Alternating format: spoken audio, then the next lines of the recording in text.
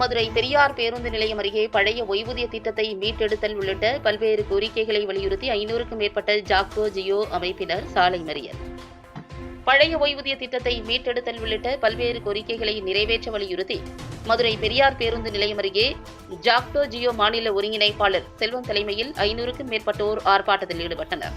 இதில் தேர்தல் கால வாக்குறுதிகளை நிறைவேற்ற வேண்டும் என்றும் 2003க்கு பிறகு அரசு பணியில் சேர்ந்தவர்களுக்கு தற்போது நடைமுறைப்படுத்தப்பட்டு வரும் புதிய ஓய்வூதிய திட்டத்தை கைவிட்டு பழைய ஓய்வூதிய திட்டத்தினை அமல்படுத்த வேண்டும், அரசின் பல்வேறு துறைகளில் 30 விழுக்காட்டிற்கு மேல் உள்ள காலி பணியிடங்களை நிரப்புவதற்கு நடவடிக்கை எடுக்க வேண்டும், 21 மாத ஊதிய மாற்று நிலுவைத் தொகை அரசு பணியாளர்களுக்கு மறுக்கப்பட்டதை உடனடியாக வழங்க வேண்டும், உள்ளாட்சி அமைப்புகளில் பல்வேறு அரசு துறைகளிலும் தனியார் முகமை மூலம் பணியாளர்கள் நியமனம் செய்வதை உடனடியாக தடை செய்திட வேண்டும் உள்ளிட்ட பல்வேறு கோரிக்கைகளை வலியுறுத்தி ஜாக்டோ ஜியோ அமைப்பினர் 500க்கும் மேற்பட்டோர் மதுரை பெரியார் பேருந்து நிலையம் கட்டபொம்மன் சிலை அருகே ஆர்ப்பாட்டத்தில் ஈடுபட்டனர்.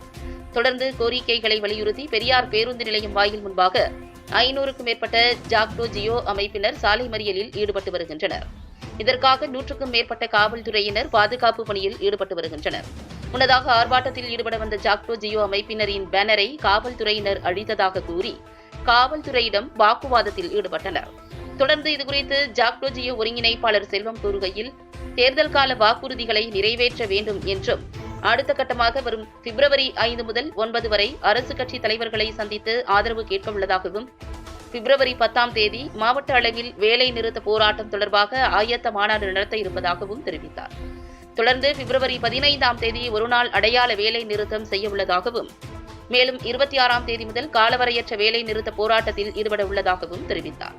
தொடர்ந்து பெண்கள் உட்பட 500க்கும் மேற்பட்ட ஜாக்டோ ஜியோ அமைப்பினர் பேருந்து நிலையம் அருகே சாலையில் அமர்ந்து கோரிக்கைகளை வலியுறுத்தி கோஷங்களை எழுப்பினர்.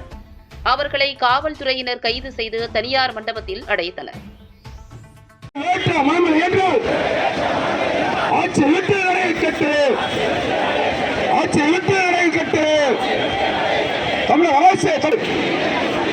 நீதி கண்ணீர் வடிக்காதே தமிழக அரசு, தமிழக அரசு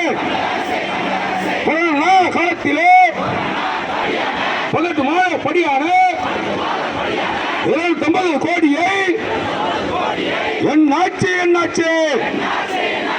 எங்களது ஊதியத்தில் பட்டை நாமம் எல்லோருக்கும் பட்டை நாமம் படித்த வர்க்கமான அரசு எத்தகைய தாக்குதலையும் மறிய